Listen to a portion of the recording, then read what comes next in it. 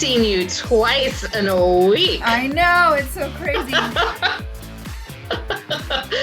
Hey everybody, welcome to another week of Case Files with Kat and Ashley. The world is opening up. Yes. And I am so I'm so excited for chamber chicken and people are like, what the fuck is she talking about? You know when you go to luncheons for work, they always serve you chicken. I was actually excited. Yeah. It is for us. I was so excited for that chamber chicken. But yeah, but it was fajitas. It was super good. Yeah, oh yeah, today it was fajitas. Well, actually, I thought it was just like the meat with the beans and the rice and the stuff. Because the tortillas took a while to come out. I got served tortillas right away. Our whole table had them. Oh yeah, so we got our food before you did that. Oh. Yeah, we were wondering. Yeah. And then we were wondering if we were gonna get some tres leches or a margarita. Dessert. Whatever. No dessert, but we were like, I'll take a margarita or tres leches. But we have a podcast to do later. Jeez. Isn't that the whole point of our podcast, though? What? No. To be drinking? All right. So yeah. So hey guys. Sorry, we forgot you guys were here. Come closer to your Auntie Kat and Ashley. We're going to actually do a different kind of show today. We are going to each do a short story. Woo! What? Yes. So there was no question of the week because we decided we were going to do this format for this show, and we just couldn't decide on which question to ask. So I'll just hop right in. Oh, what are we drinking? Well, first, please listen to the very end because we have some very important announcements to make at the end. Yeah. But anyway, what are you drinking? I am, for the very first time ever, trying St. Arnold Fancy Lawnmower. As we were talking before the show, you had asked about it being an IPA, but it's a Kolsch style beer. It's 4.9%, so I guess we'll find out if it's super light. But yeah, it's supposed to be light and like refreshing. That you're supposed to drink on like a hot day after you mow the lawn. I've always been afraid to try it because I've always thought it was going to be super hoppy.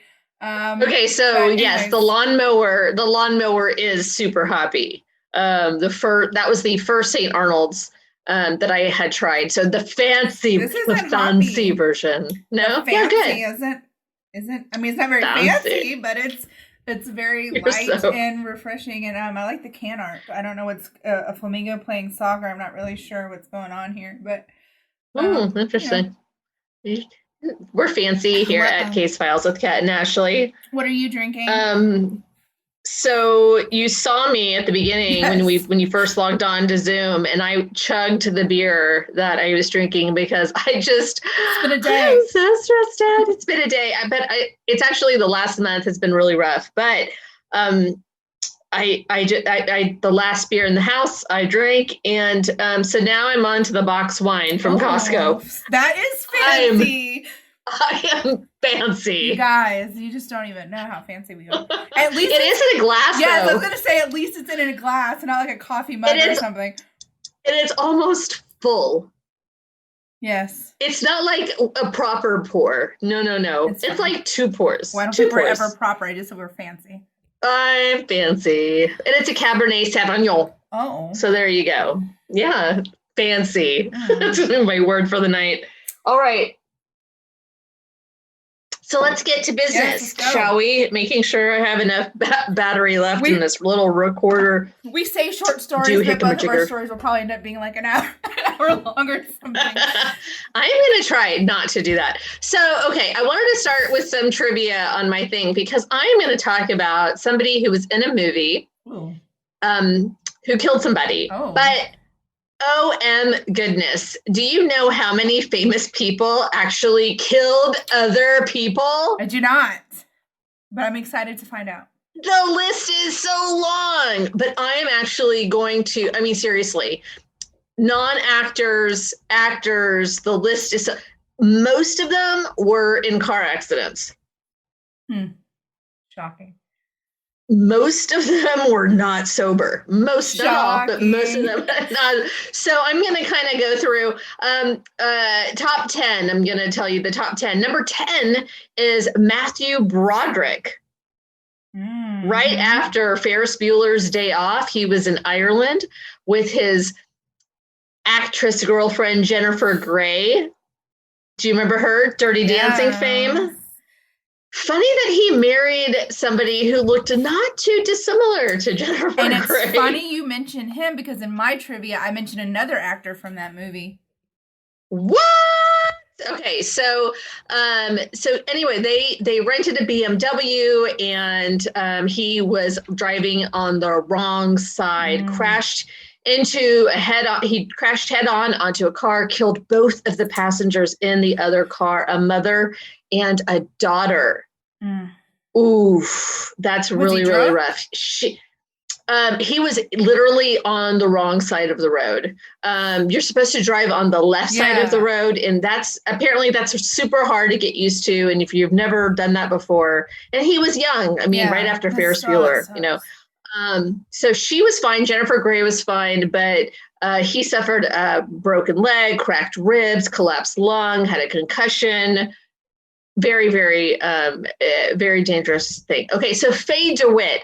I don't think you're old enough to remember a little show called Mork and Mindy. Do you remember that show? I have actually heard of that show. Yes, thank you very much. Okay, so Mork and Mindy was really super famous because Robin Williams played Mork, who was an alien, right? And so Faye DeWitt was an actress on that show, and she was actually in her home when her ex-husband broke in and started attacking her. And she had lived with him years and years and years of intimate partner violence, domestic violence. Like she was at his mercy for many, many years. And so when he broke in, she had an effing letter opener, guys, a letter opener, and wailed on him, and just that was it. He broke into her house, which is just a very, very dangerous thing. So people would have at that time, seriously, this was in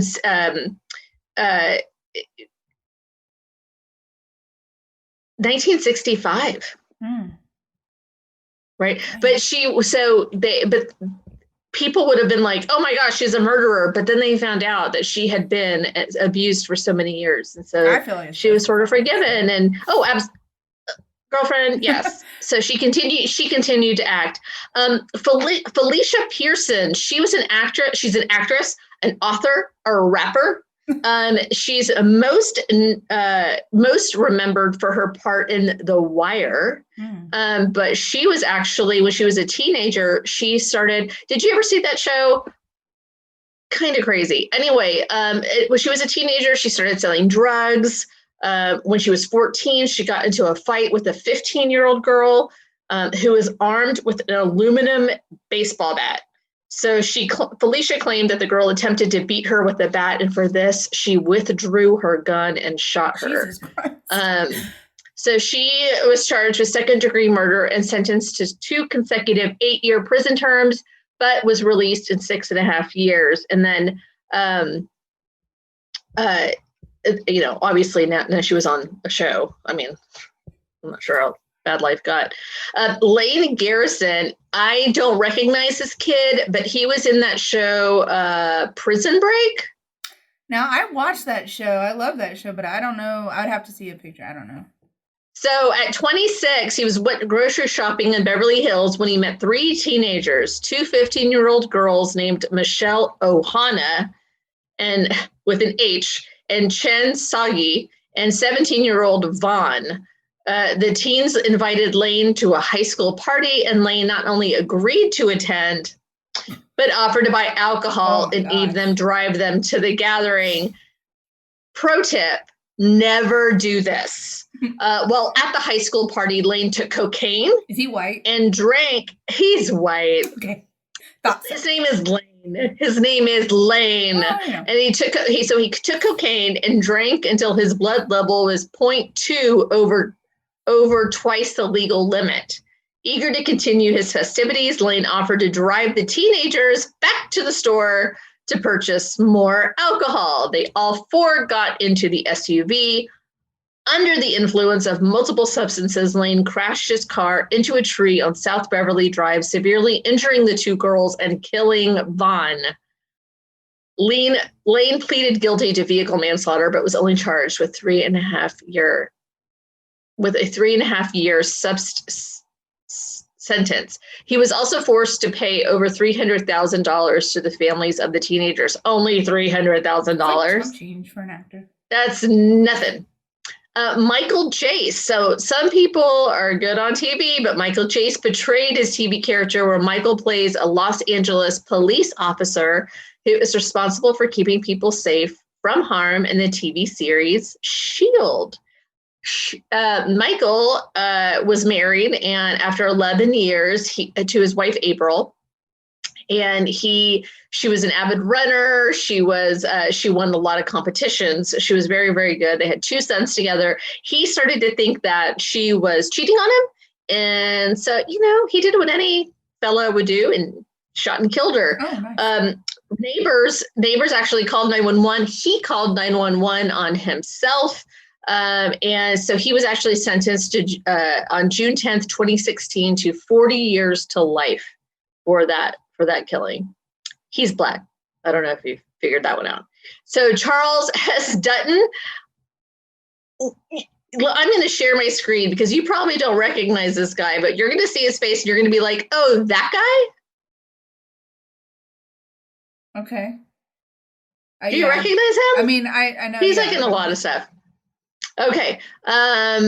So when he was 17, he got into a fight with a young man and stabbed him, and he spent 7 years behind bars. Rebecca Gayheart, I'm gonna have to show you. This is the Noxzema girl. Okay, yeah, I know who that is. Okay, yeah. So she was in movies. She was the Noxzema girl. I mean, she is the Noxzema girl.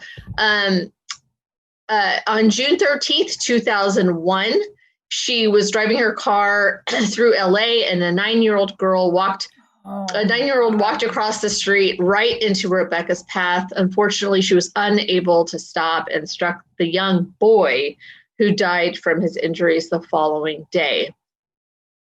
Terrible. Amy Locane. She was in the first season of Melrose Place in 1992. I don't know if you would recognize her, but do you know her? Was she on your list? She was in Crybaby. She's not on so my list is just of famous people who committed crimes, not murders. Oh, okay. But yeah. Oh, yeah, don't tell me your list. All right, don't tell me your list. Yeah, no. Okay, so she, man, I'm telling you. So in 2010, she was out drinking, and on her way home, she ran right into an elderly couple's car. They were just coming home from a night out. Her alcohol level was 3 times the legal limit, and she spent 3 years in jail. Oh my God. What it must be like to be famous. I mean, and then Michael Massey. This number 2 is Michael Massey. This one is tough, and I wasn't sure if I was like, I don't know. This was like a total accident. So he is an actor known for playing the gentleman in The Amazing Spider-Man, but was first recognized in the 1994 hit The Crow, where he played the villain opposite the hero, Brandon Lee, the son of Bruce Lee. Most of us know the story. The pivotal scene in which Brandon's character was to be shot with a .44 caliber revolver. And during the shooting, the crew was on time constraints and placed a blank round in the barrel of the gun, not realizing that the lead tip of the previous dummy round was still lodged inside. So when the shot went out, it hit Brandon in the abdomen, and after 6 hours of surgery, he did not survive, and he succumbed to those wounds. It was considered accidental, but they still went on to release the film, and Brandon was forever made a legend after that. So number 1 of the top 10, Johnny Lewis. Oh my goodness. When I saw his face, I was like, that guy, I don't remember this, but Johnny Lewis, this is the craziest one. He was 28 years old at the time. He was best known for playing half-sack Epps in the first 2 seasons of Sons of Anarchy. Johnny had a troubling past. He was involved with drugs and alcohol, was arrested 3 times between 2011 and 2012. He had outbursts of violence and attempting to break into a person's house. But he got into Scientology and was really on the upswing. I can see you shaking your head. He was really kind of going, woo. So in 2011, Johnny suffered head injuries from a motorcycle accident, but showed a great aversion to psychiatric treatment.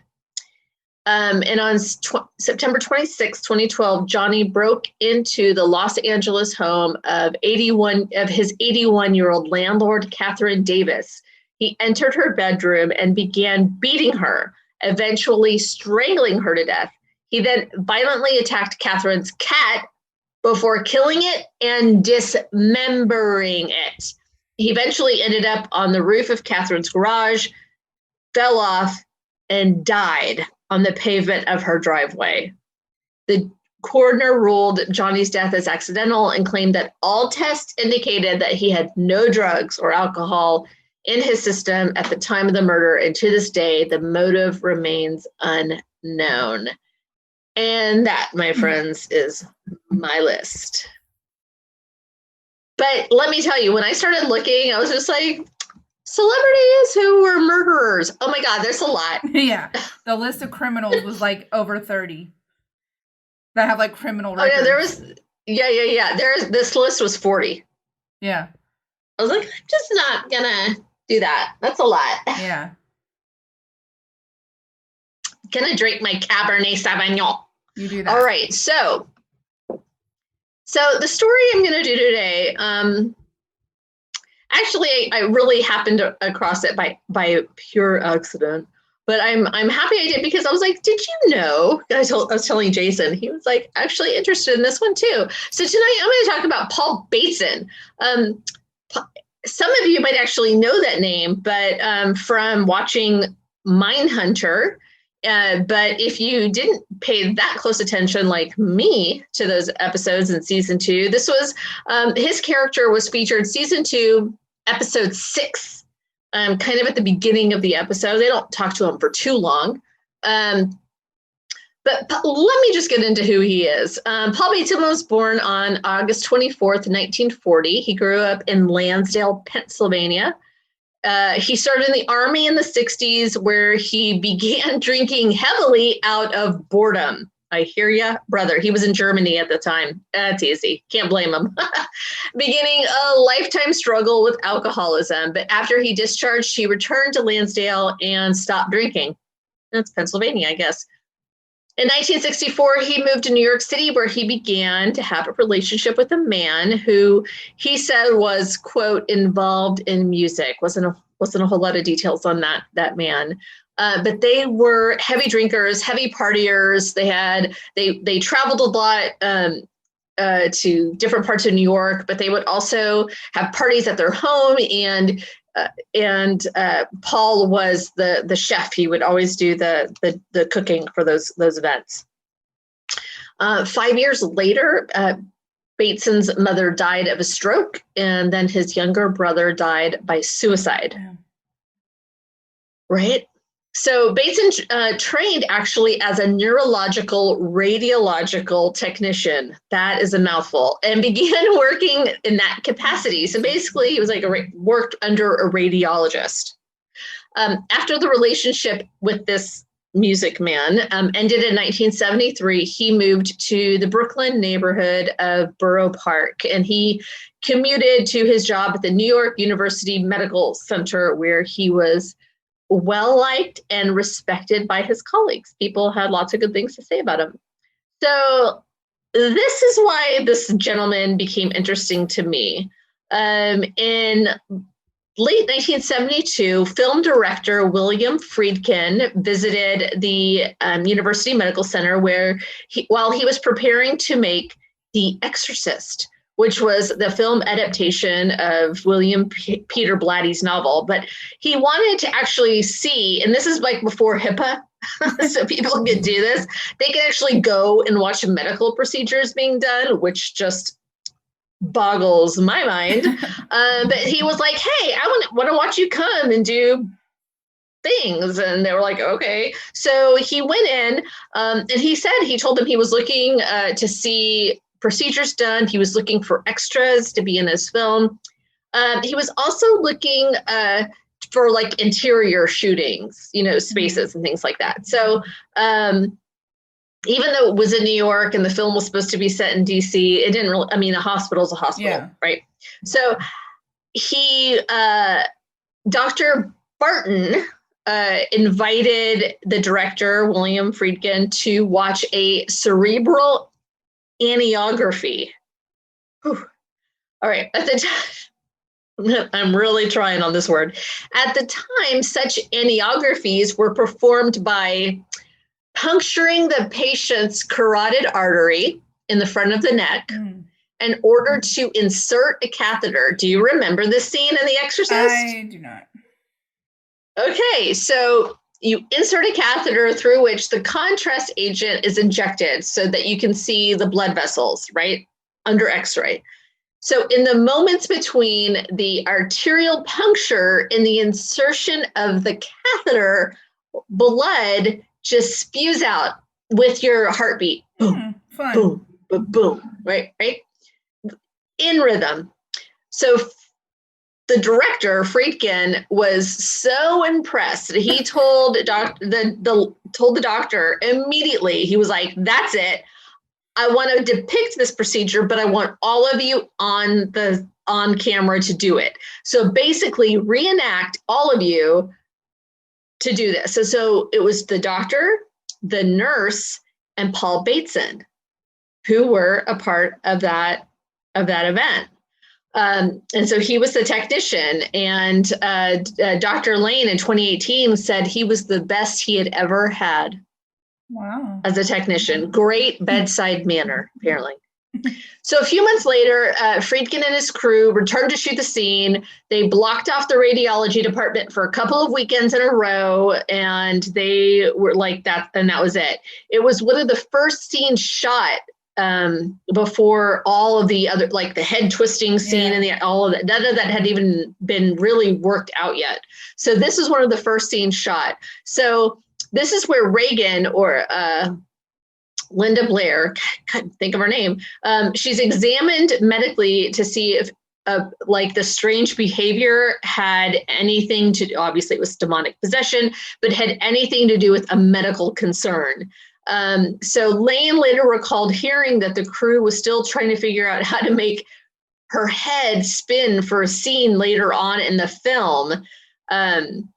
Like this one scene became one of the film's best remembered moments. People really liked the scene, and a lot of people lauded it for how accurate it was, because it in fact was a reenactment of a real medical procedure.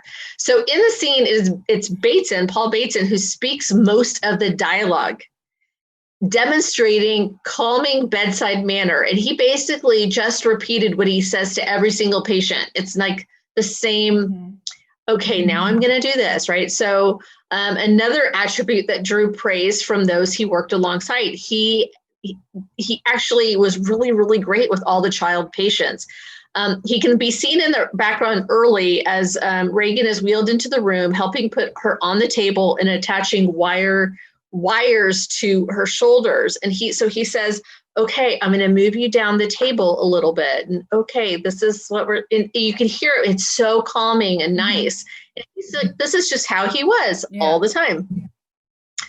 And then he was like, oh, it's kind of cold, because he put something on her and to make things stick. And, so he's so nice in that whole thing. I rewatched that scene. I was like, oh, he is kind of nice in that scene. But his voice can be heard off camera, instructing her and warning her that the carotid puncture will hurt and reassuring her after she winces. So that's all him. So upon The Exorcist release in 1973, the scene became notorious as the one that audiences found the most disturbing because, I mean, there's blood kind of, right? Despite its lack of any of the supernatural content. That, like, this was one of the most, I mean, it is. And it's that, all those sounds and everything. Ugh. And also people have praised its realistic depiction of the procedure. Of special historic interest since it's no longer performed with a carotid puncture and one of the most realistic depictions of any medical procedure in a popular film. That's cool. So Bateson would later suggest that his appearance in The Exorcist was revenge on his father for punishing him as a child and by making him stay home from Saturday matinees at the local movie theater and listen to opera on the radio instead. That was his punishment. Okay. Right? Okay. So around... Oh, God damn it. All right. So around the time The Exorcist was released... Oh, sorry. Sip break. Sip break. I'm sorry. And we're about to talk about alcoholism here in just a second. Ours or in the story? So around the time The Exorcist was released... Bateson's drinking again increased, adversely affecting his social life. Quote, "Nobody likes a drunk," he told the Village Voice. In 1975, it affected his job performance, and the University Medical Center actually let him go. Bateson sustained himself with odd jobs, the repair work, cleaning apartments. He actually was also a ticket taker at a porn theater. So that's great. He went to AA meetings and he was sober for a little while. And he socialized with other recovering gay men and was hoping to start another long-term relationship. However, by 1977, he began drinking again, but like more heavily this time. I'm not gonna say anything. He later said that he was drinking at least a quart of vodka a day, which made him passive and curtailed his social life again. He said, quote, "After a few shots, I'd shave and get dressed, intending to go out, but then after the vodka, I had no energy left to move." Makes sense. Does it? I don't know. I mean, I guess if you got through that whole you drink a quart of vodka, you're not doing much of anything. I didn't know if that was like after he went out, it was a quart of, or it was like all by himself. I mean, but if you're doing it like every day, I imagine it's just like a constant, you know what I mean? Like a constant state. I understand that. Okay, on those nights when he was able to go out, Bateson patronized leather bars. That was his thing. He started doing that back in 1970. He said, "Leather impresses me," contrasting it with drag and swish. I'm not really sure what swish is. I don't either. They give gays a bad name, like any extreme group would, he said.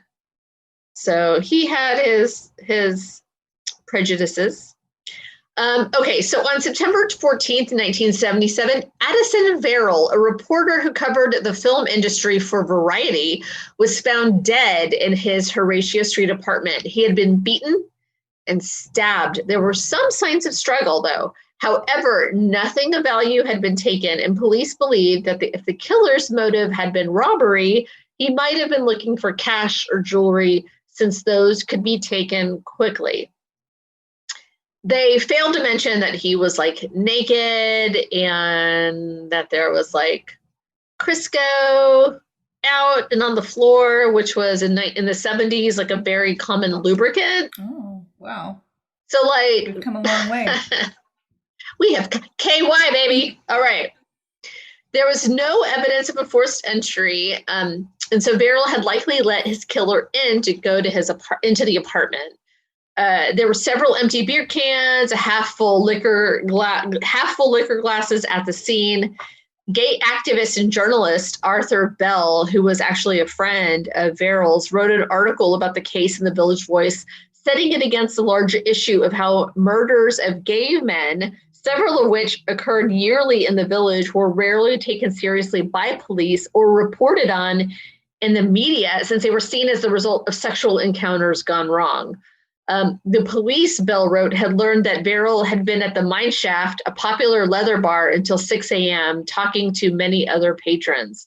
And according to Bell, Verrill's friend said that he did not seek the kink that was abundant at the mine shaft. He nevertheless liked the attitudes of many of the patrons there. He was considered a regular of that bar, and then another bar, the Anvil. And he tended to make those bars super popular because he was there. Yeah. He had like a corner table, like that was like his his hangouts. Like, oh, that's his table.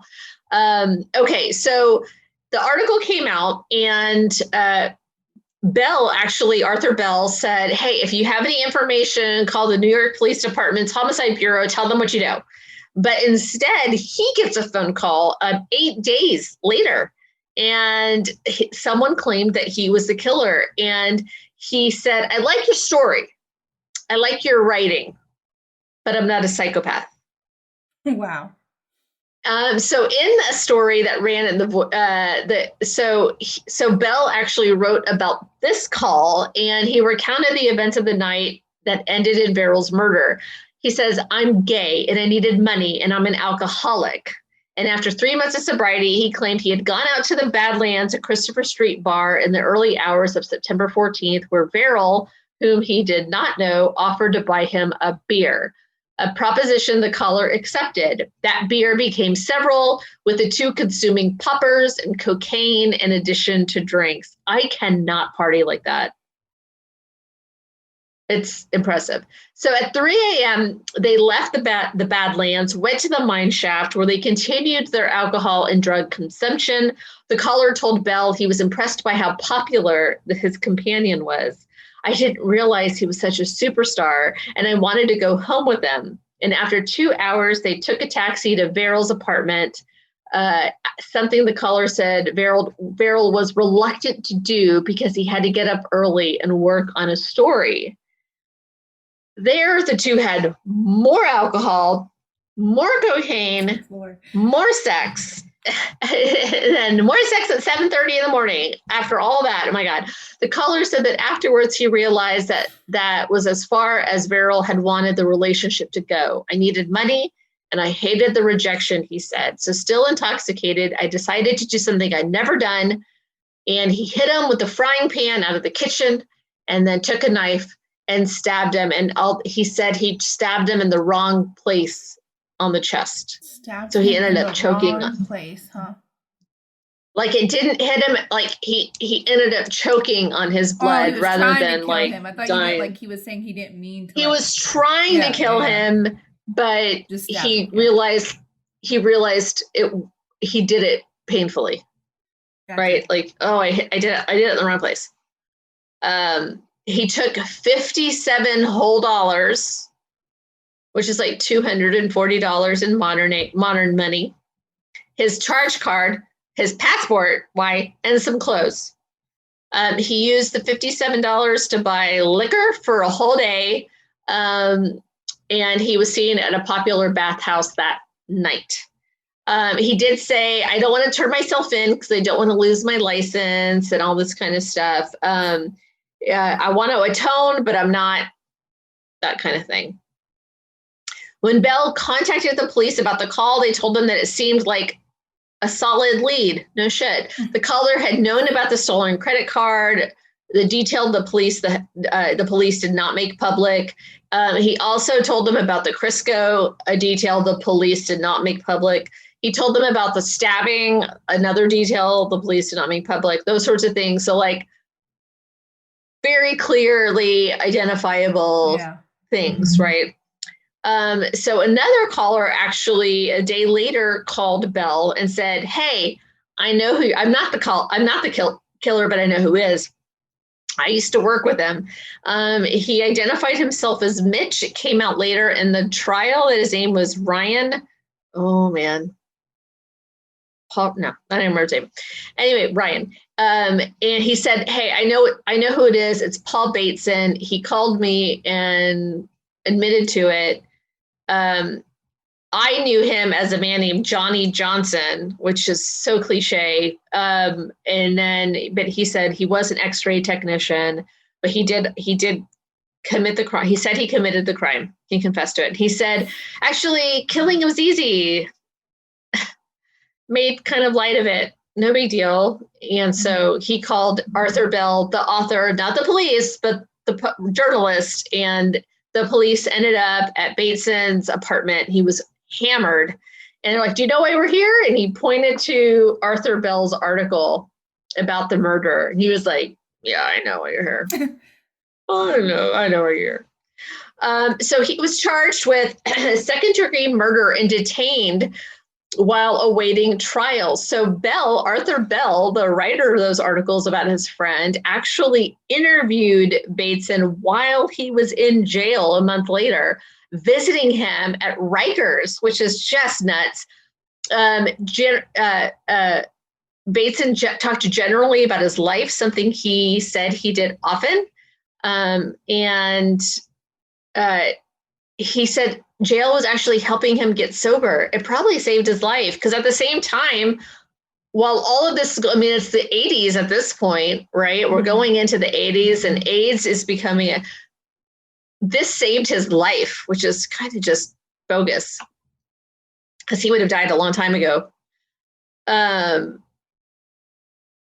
So his biggest regret about being in custody was missing the new season of the Joffrey Ballet, which is just amazing. Bell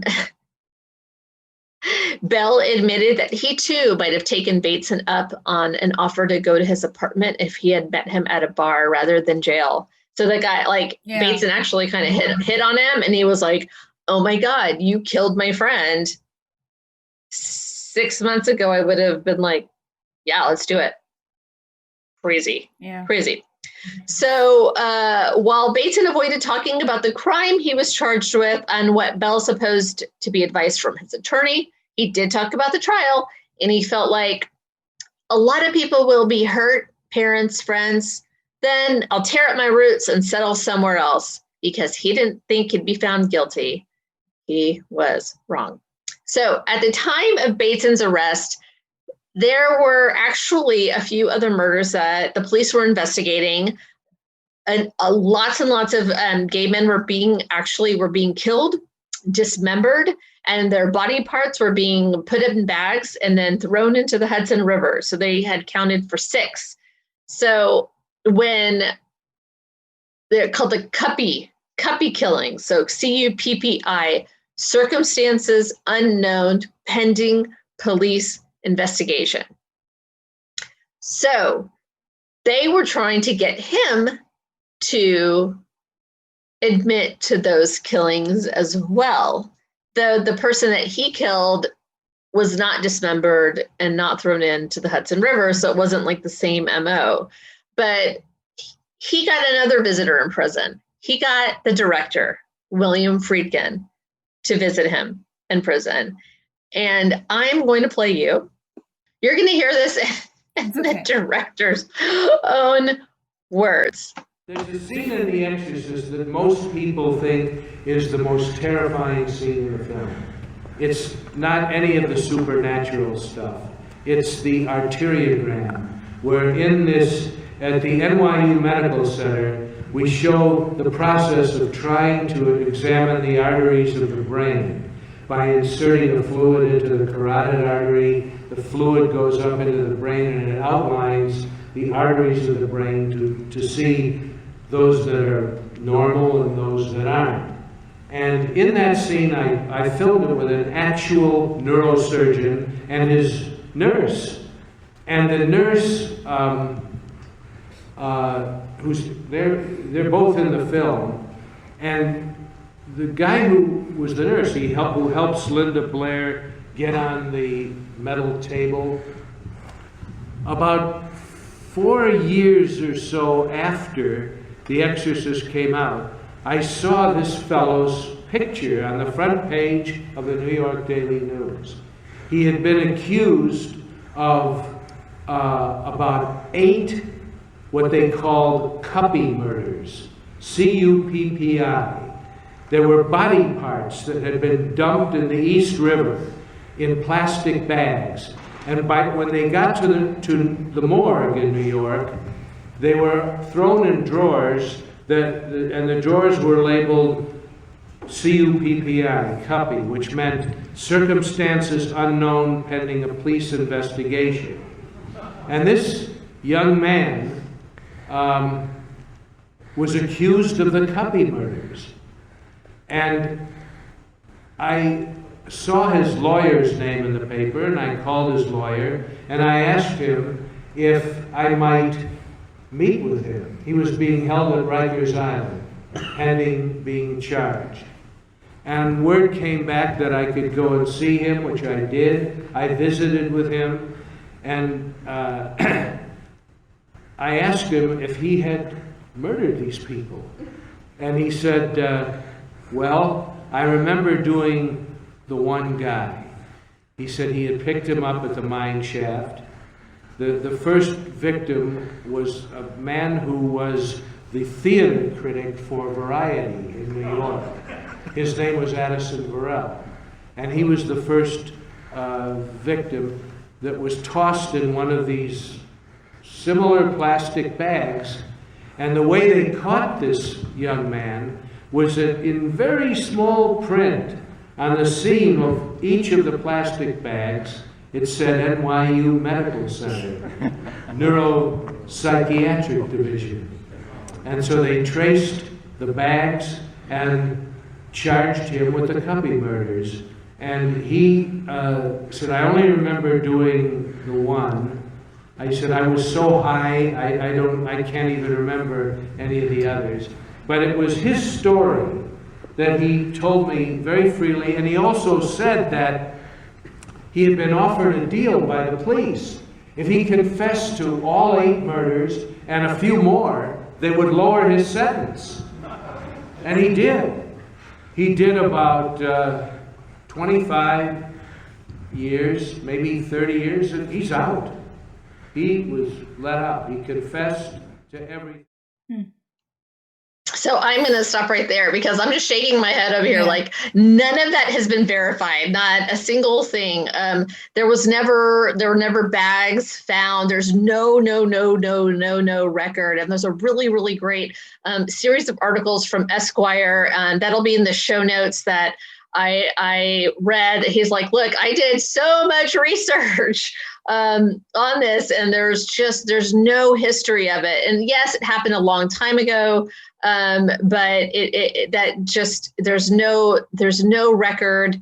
It was Matt Miller, and from October 25th, 2018. He did a real good deep dive, but there's no history of any of that. So take what William Friedkin says with a grain of salt. He did go on to make a movie called Cruising, which is about the murders, the dismembering murders, those cuppy murders that he's talking about of the 6 men.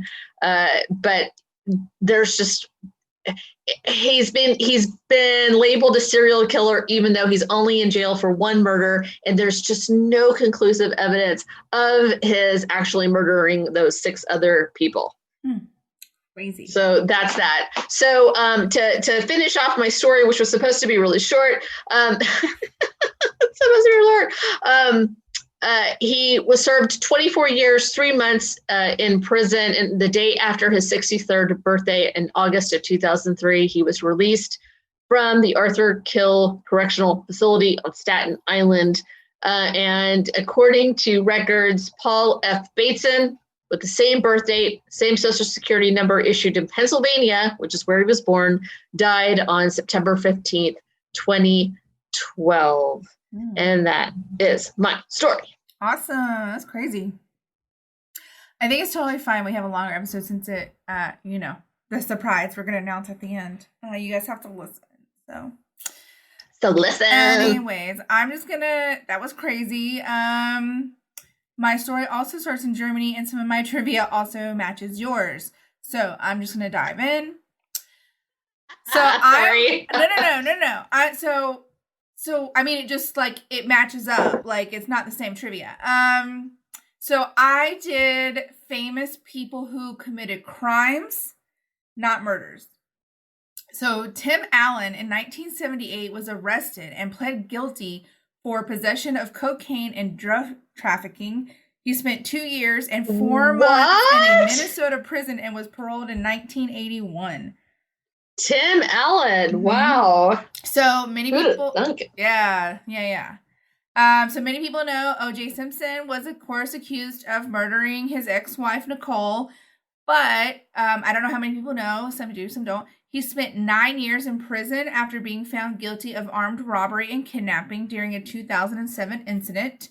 He was originally sentenced to 33 years, but was paroled in 2017. Then we have famous people are just crazy. We have a movie director, Roman Polanski, who was charged with drugging and raping a 13-year-old girl in 1977. As part of his plea bargain, he pled guilty and spent 42 whole days in jail. When he heard that the judge... Yeah, I know, crazy, 42 days. That's really something. So when he heard that the judge might not honor this bargain, he fled to Europe, where he remains a fugitive today. He still releases movies. He still wins fucking Oscars. But he doesn't come to the United States because he's afraid he will get arrested. One of his famous movies is the pianist that he most recently that he won an award for. We need to stop celebrating this man. Yes. Period. So Mark Wahlberg was charged with attempted murder in 1987 after he beat 2 Asian men and yelled racial slurs while he did it. He pleaded guilty to assault, but only served 45 days of his sentence. Yes. And then the last one, this is the one from Ferris Bueller's Were the Day Off. Wahlbergs famous then? I don't think Mark was. I don't know. He may have been Marky Mark back then. 1987? No, because 1980. I was only like 1. Yeah, so New Kids was, I think, around then. So in 2002, actor Jeffrey Jones, who you may know as the principal in Ferris Bueller's Day Off, was arrested for possession of child pornography and accused by a 17-year-old boy. So when he said this started, he was 14, of solicitation to pose for nude photographs. He pleaded no contest to a charge of soliciting a minor. At the same time, the misdemeanor charge of possession of child pornography was dropped. He received 5 years probation. Was that a misdemeanor? Ugh. Yeah, he received 5 years probation, counseling, and was registered as a sex offender. As of 2019, he is still listed on the United States Department of Justice's National Sex Offender Database. I just don't get famous people. Like, I just don't get it. Anyways, so I am going to dive into my story, which also involves Germany. I will be covering... Deutschland! So I'm going to be covering a female serial killer from Heilbronn, Germany, that was hunted for 16 years. The Phantom of Heilbronn, also referred to as the woman without a face. She had numerous crime scenes in Austria, France, and Germany. She was active from 1993 to 2009. There were 6 murders. Among those were there were 6 murders, and among those was a police officer named Michelle Kaisvetter, which really started pushing investigation further. So the Phantom of Heilbronn was linked to 40 total crimes, ranging from murders to petty theft. So the case that started it all was in 1993. In 1993, a 62-year-old woman was found dead in her house in the town of Ida Oberstein, strangled by wire taken from a bouquet of flowers discovered near her body. Nobody had information on what had happened to her. Like, there was no witnesses, there were no suspects, there was no sign of suspicious activity. The only thing that they had, of course, was that she was strangled by a piece of wire. Luckily for police, however, near her body, the police found DNA. That was the only clue they had, was this DNA. So the case ended up going cold, and the only lead again was for a DNA of an unknown woman with no match. 8 years later, on March 21st, 2001, a 61-year-old man was found dead in his kitchen in Freiburg, Germany. Again, the victim had been strangled, and this time the woman's DNA was found on a kitchen drawer. Similar methods of killing and an exact match. Yes, ma'am? How did they know she was a woman? The DNA showed she was female DNA. I don't know. So again, so this victim was strangled, and this time the woman's DNA was found on a kitchen drawer. Similar methods of killing and an exact match for the DNA that had been found in the first case had police believing they may have just found a serial killer.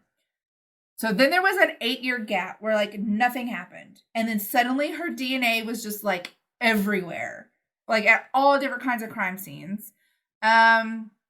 One really bizarre case was on May 6th in 2005. A man shot his own brother, but her DNA was found on one of the bullets. You would think that would be like a red flag, but whatever, police work. 40 crimes total. The only thing that these crimes had in common was that they all had DNA from this woman. Like there was no like similar motives. There was no similar anything. Like literally there was DNA on like a cookie in one crime scene. It was like she spit on it. There was a like a heroin syringe that had been left behind. There was DNA on a stolen car. Just like all kinds of random stuff. And so you would think like, okay, they have the DNA. Why can they not find this killer who's like committing these crimes all over the place? Well, that would be a great question, Kat. There were several factors that complicated the matter. So there was the issue of it being a geographical disparity of the crime scenes. So again, there was Austria, France, and Germany. The lack of pattern in her list of accomplices, as well as the fact persons convicted for some of these crimes denied her existence altogether. So people would be arrested for these crimes, and they'd be like, who helped you? Like, who is this woman? And they're like, what woman? Like, what are you talking about? They had no idea what the police were talking about. They wouldn't give her up. And she had not been captured on any security cameras, and witnesses often described her as looking like a man. So the police at this point, I know, are you thinking of Miss Swan? Because that's what I thought of when I heard it. Anyways, so the police at this point put out a $400,000 reward out for her, and profilers all around Europe were called in to help hunt her down. The police even consulted diviners and fortune tellers in hopes of discovering her identity.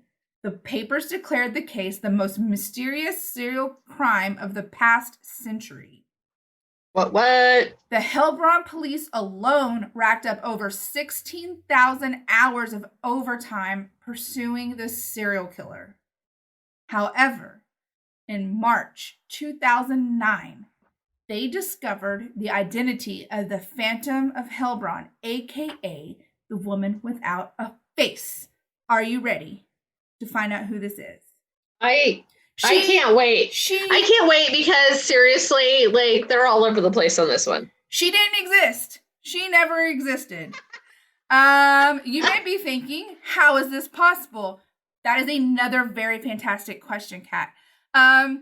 You would think, as they looked over this evidence, there were like red flags everywhere. No consistency, no MO, no, like all these people are just like, what? Like, I don't know who you're talking about.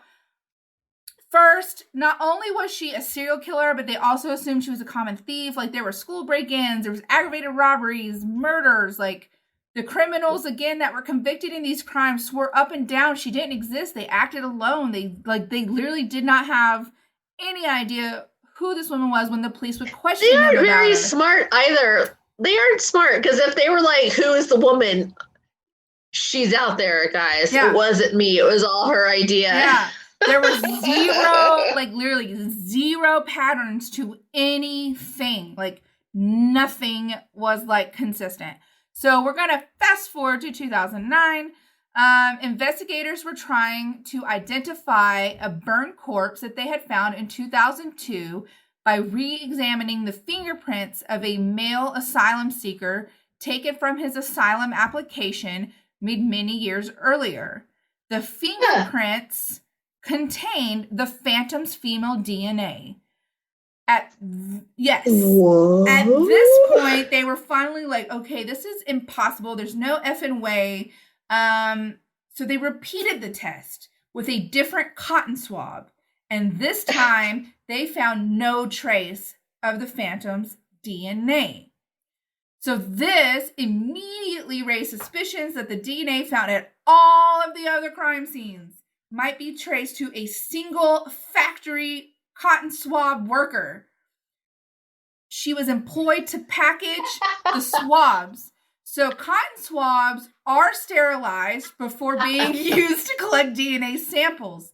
However, while sterilizing does remove bacteria, viruses, and fungi, it does not destroy DNA. So all of the cotton swabs used in the Phantom case came from the same factory, and the DNA recovered from the crime scenes did in fact match one of their female employees. As a consequence of this severe case of contamination with human DNA in a series of forensics investigations, the International Organization for Standardization published that the standard ISO 18385 in 2016 to define the requirements for producing consumables free of human DNA contamination designated for collecting biological evidence at crime scenes, minimizing the risk of human DNA contamination in products used to collect, store, and analyze biological material for forensics purposes. This case was named the most grossly, embarrassing story Germany has ever had. So there you go. That's the case of the Phantom serial killer that they looked after for. They spent thousands and thousands of man hours and money and research and all of this stuff just to discover there was literally no serial killer at all. Period. So it's like the end. This poor lady. But can you imagine if that see her as factory an old worker lady had been arrested somewhere? You know what I'm saying? And then she gets convicted for 40 crimes, and she had no idea. She's just a factory She's like, worker. I don't drive. Her sweat probably dripped on the damn cotton balls as she was packaging them or something. You know what I mean? Anyways, my God. So then this launched a whole thing where every country over there had to go through all of their cotton balls and do testing to make sure her DNA hadn't contaminated any other crimes in other countries, and that all the future cotton balls Spain. were not affected. So that's hysterical. Oh my God, the poor lady. And those guys are just like, look, I was by myself. Yeah, I mean, they're they thought it was a trick or something. We don't fucking know what they're talking about. So there you go. There you have it.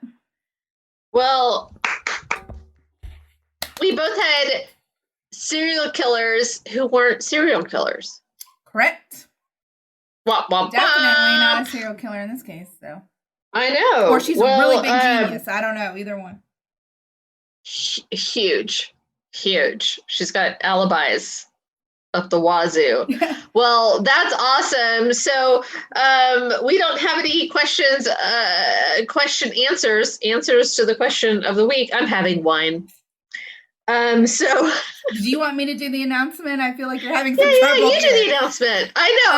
I don't know. I don't know words in English. So we did do a question of the week this week, and we both did a short story, semi-short, whatever. One of us did a short story. Whatever, sorry. Because we are about to take a 2-week break, because we're going to start a new season 4. It's crazy to think we've had 3 seasons now. We're going to take a break. We're going to come up with some ideas, some new fun things to do in the next season. We're going to get ourselves together a little bit and make sure we have some kind of plan. That's the general thing we thought we were going to do. I don't know that that's going to happen, But in 2 weeks, we'll be back with the season 4. Maybe exactly the same, may not be. Who knows? You know, it's case. We're gonna try to adult. Actually. So yeah, we're gonna try to do like the right, proper thing, I guess.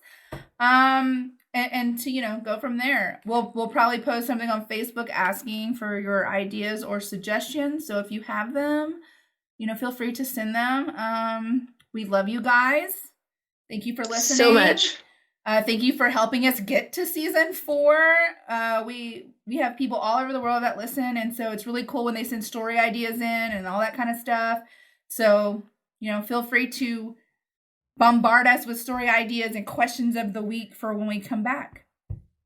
If we have not covered a killer from your country or some awesome paranormal story from your city or whatever, send it our way. We want to do it because it's, you know, it doesn't always come up in the old Google. I will try not to butcher names. I tend to be good with German stories because that's where my family's from. But other than that, Kolsch. Well, okay, I'm not talking about the damn beard cat. I'm talking about city names and these people's names in this Clash. Phantom story, okay? Jesus Louise. But yes, and you know, if you ever need us, message us. We had someone who listens message us about a friend. We are always here for you to help however we can, or direct you to whoever can help you, please. We are always here. We're not just, you know, crazy all the time. We are true. Professional outside of the show. We are. Imagine. It is. It happens all the time.